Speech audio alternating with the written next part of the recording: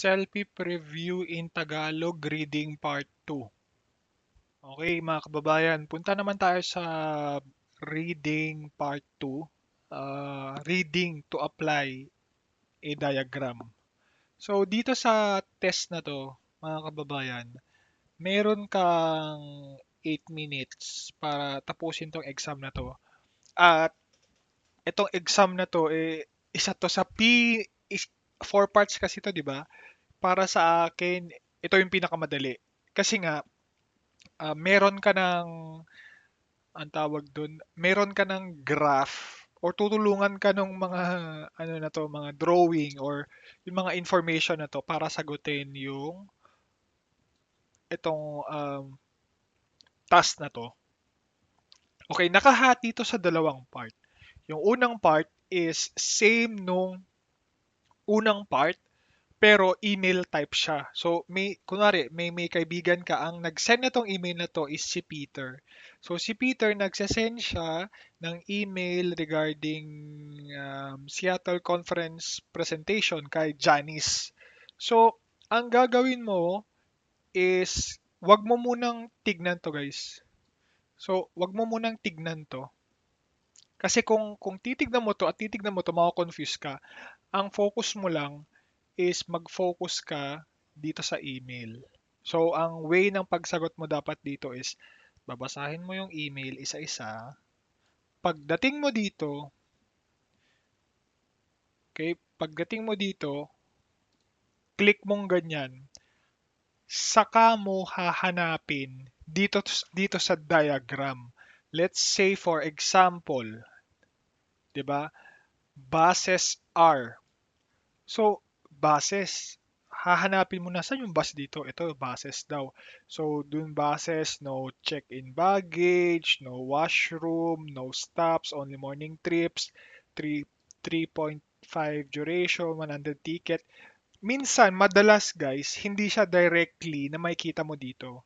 Let's say, sabi nga dito, buses are the because the fleet is old and there is no stopover.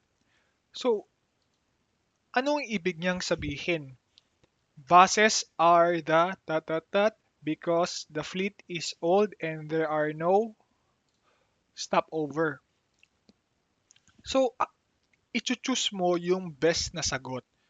Most desirable? Gustong-gusto mo ba siya? Parang hindi kasi nga luma, tapos walang check-in baggage, no washroom, no stops. Most likely hindi, 'di ba? Hindi 'yan yung sagot. Most flexible. Ibig sabihin, marami siyang stop. Sinasabi nga dito, no stops. Hindi siya applicable. So, least comfortable, pwede. Kasi nga, walang check-in, walang washroom, walang stopover, least effective. Parang parang pwede din to, least comfortable and effective. Medyo malapit siya. Pero kasi pag sinabi mong least effective, yung pag-travel, yung paggamit mo or paggamit ng bus. So, hindi siya, ang pinakamalapit is least comfortable. So, ang technique ko dito is ini-eliminate ko yung hindi applicable. Katulad nito, hindi to applicable. So, dalawa na lang ang choices ko. So, ganun lang ang gawin nyo. Let's say, for example, dito naman, trains seems more relaxed and we have plenty of time to get some work if needed. It's, it's that I had expected, especially when compared to airfare. So, ang binabanggit niya dito is train and airfare. So, meron ka ng idea agad, train, 260, airfare, 240. Sinasabi nga dito na the train seems more relaxed and we have plenty of time to get work done if needed. It is, price is lower? Hindi, kasi mas mataas, di ba? 260, 240. So, eliminate. Cost more. Ibig sabihin, mas mataas yung price ng train. Pwede. Number 2, pwede. is less convenient, convenient, free Wi-Fi, scenic along first class, free movie. Hindi din kasi convenient din pareho eh. Seems slower, 4 hours, 45 hours. So, ang choice mo dito is yung 2 and 3. Kaso, ang sinasabi niya, i- it that I expected, especially compared to airfare, eh most likely naman kasi, pag mag-common sense naman kasi, pag magpa-plane ka versus train, mas mabilis naman ang train. Okay, mas mabilis ang train.